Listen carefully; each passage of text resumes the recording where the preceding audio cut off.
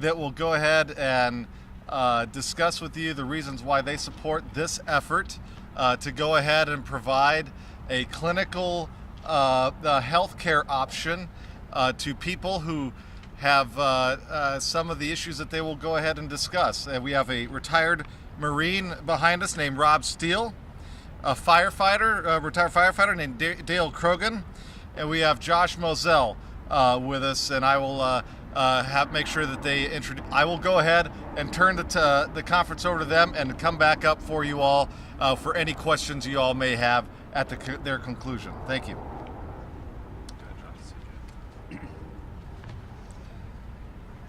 So many microphones here. So little time. Thank you, Senator Shope. Introduce yourself and spell your name. Good afternoon, everybody. My name is Josh Moselle. My name is spelled Mozell. You don't have to touch them. They're all going to pick up your voice, so Okay. you could just speak normally. Okay. Yeah, it's not amplified. Okay. I'm a mental health lawyer here in town, and I'm the president of the Psychedelic Association of Arizona. First off, there's been a lot of chatter about this bill. It's not mushrooms. We are not decriminalizing psychedelics. We aren't allowing microdosing all over town. Kids are not going to have access. This bill, AB15 is about addressing our mental health crisis. And truth be told, we're in the middle of a mental health crisis.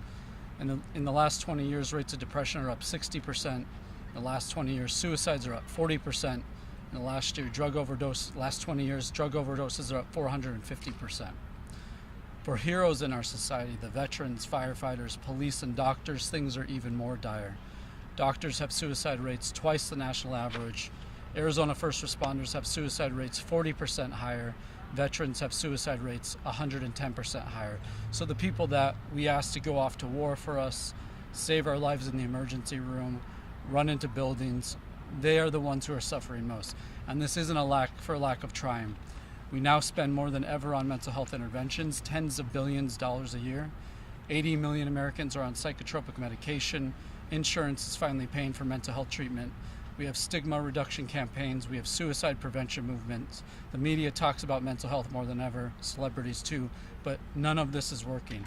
Our situation, as I just described, is getting worse than it has ever been. We're in the midst of a mental health emergency and we're failing. We need treatment options, and that's why SB 1570 was drafted. Psilocybin, which is at the center of that, has been shown to be effective with treatment-resistant depression, treatment-resistant bipolar II, PTSD, and generalized anxiety disorder.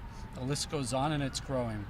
In SB 1570, we're allowing psilocybin in 3 ways. If it's rescheduled by the federal government, through clinical trials of whole mushrooms with Sioux Cicely, and if doctors have 132 hours of training on the subject. To me, this bill is addressing our mental health crisis. It's about giving doctors options and providing some hope to people who have unremitting mental illness. That's what the bill's about, and I want to thank Senator Shope for making this happen. Thank you.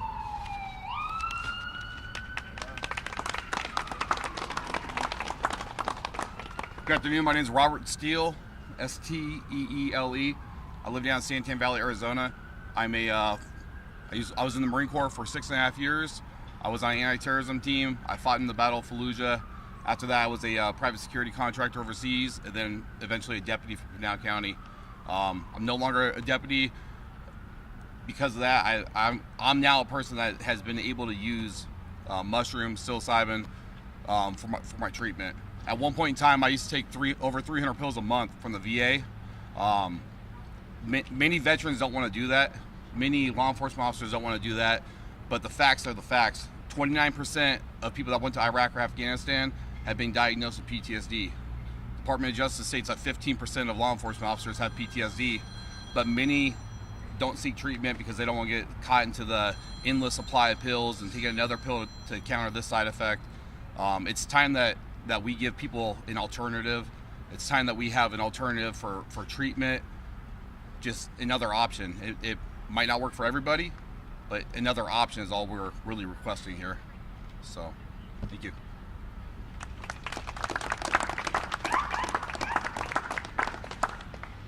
I'll wait just a second here for the fire truck to go by.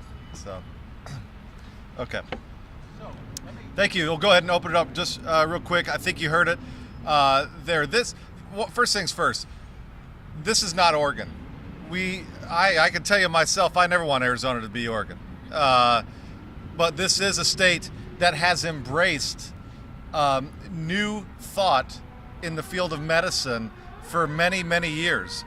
And we will continue to do so. This is not, as was mentioned, a treatment that everybody will seek.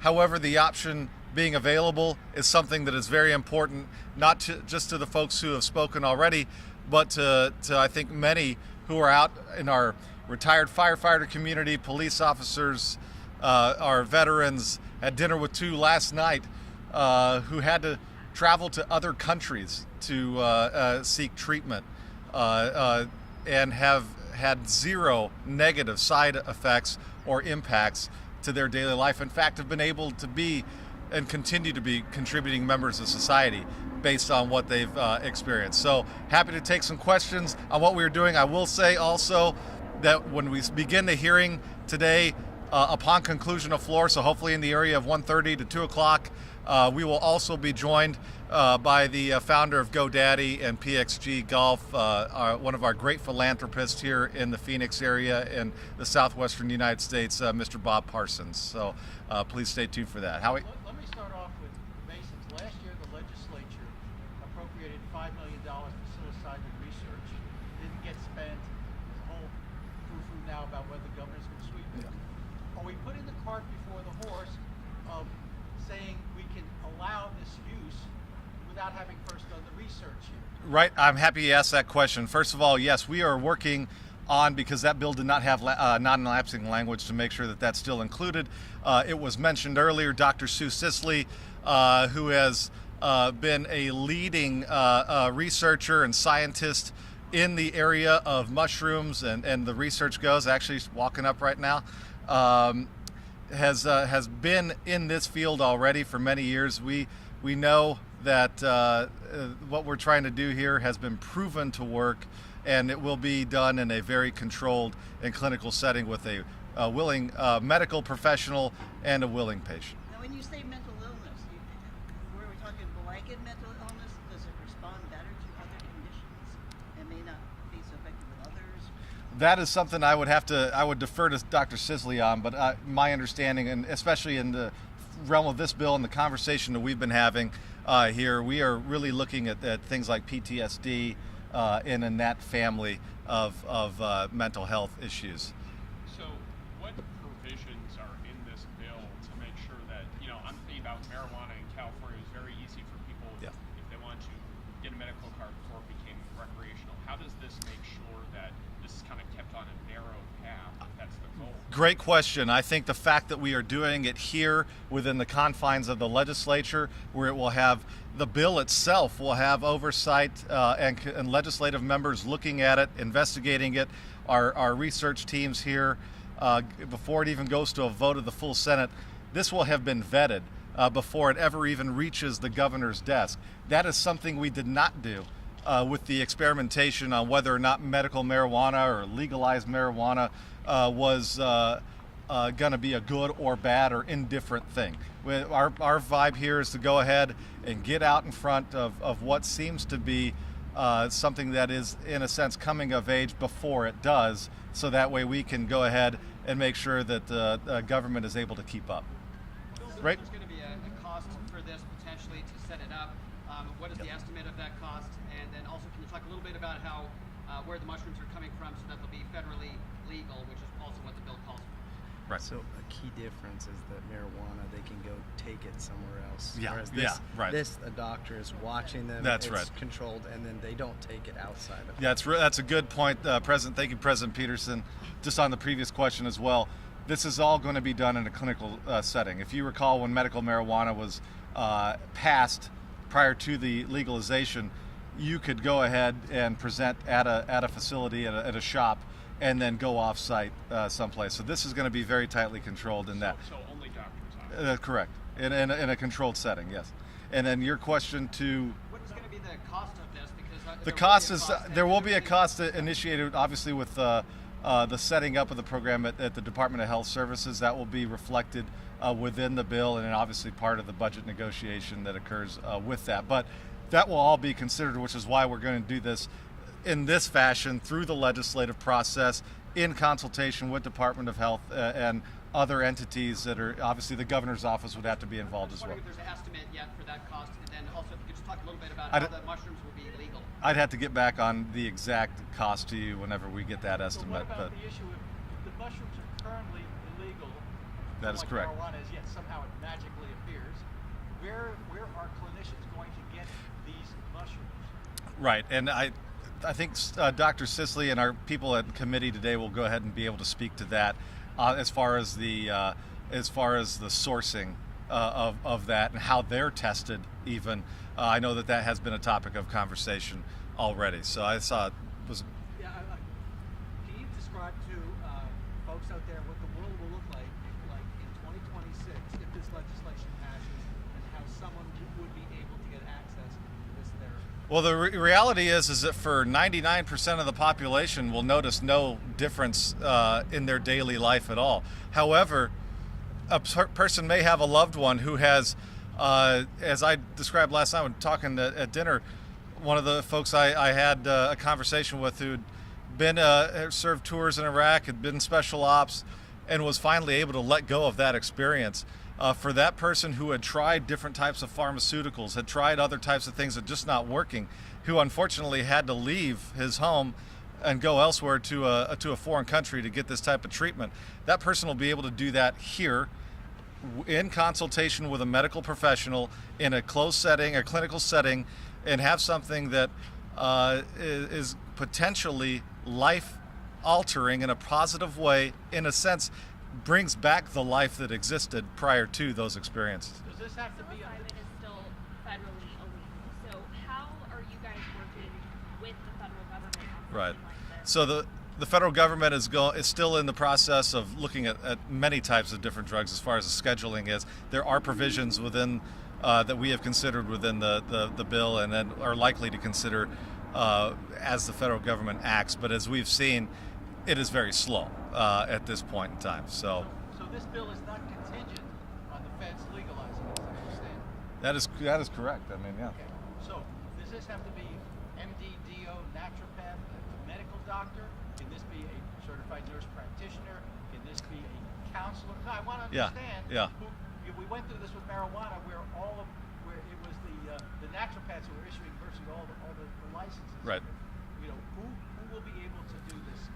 So that medical professional, we'll go ahead and we're going to describe that process in detail at the committee hearing today, and you'll hear exactly how that's going to roll out.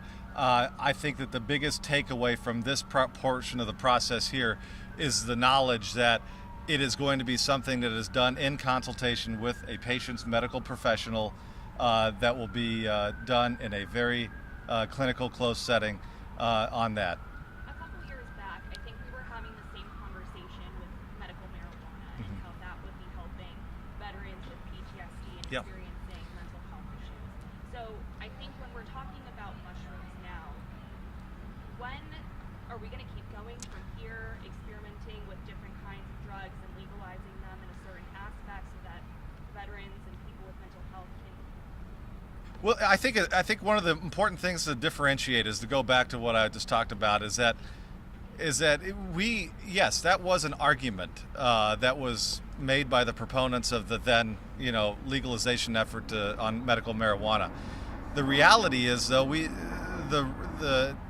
have nothing but anecdotal research from that, because the folks that went and were able to get that prescribed medical marijuana, it's not like it happened within a clinical setting. You weren't able to go ahead and ensure that dosing was correct, things like that.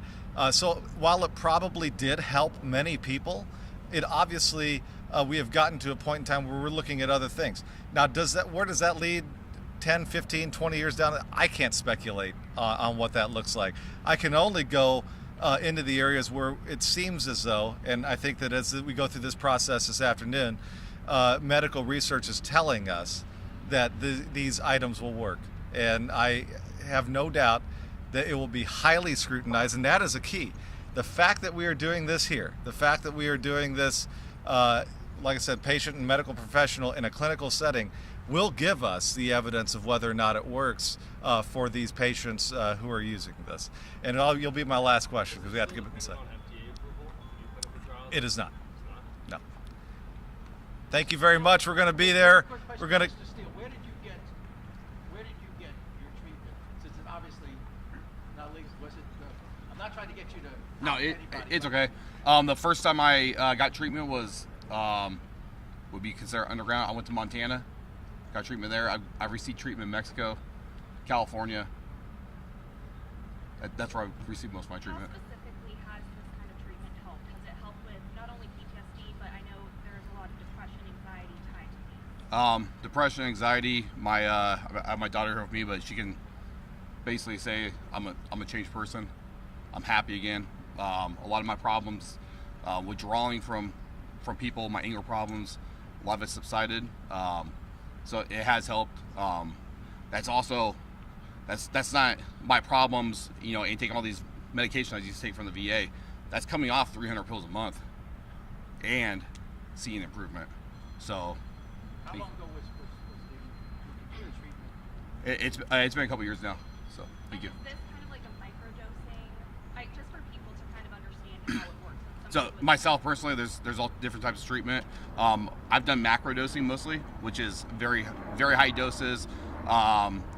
When you're going in with sensory deprivation, and then talking about your experiences, counseling, all that. So thank you. At any time, do you go through a period of being high, like you would with regular psychedelics? This is gonna be my last question because I know they're trying to wrap it up. But while you're under the psychedelics or the mushrooms, yes, you are high, but you're in a controlled setting. Like you'll be with a medical professional.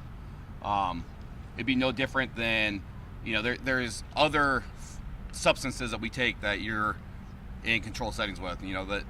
Every police department out here, all the law enforcement agencies have what's called a wet lab, where they give individuals alcohol and they supervise them, and that's for the cadets to test them. It'd be no different than that. Yes, you're under a mind-altering substance, seeking treatment, but you are under supervision of a medical professional. How long is it? Senator Shope, All right, thank you guys. one last Thank you question. guys. We'll see you. I'll come and talk to you. Thank you. We'll see you guys in the hearing, and it'll be good. It'll be a fun time. You'll learn a lot.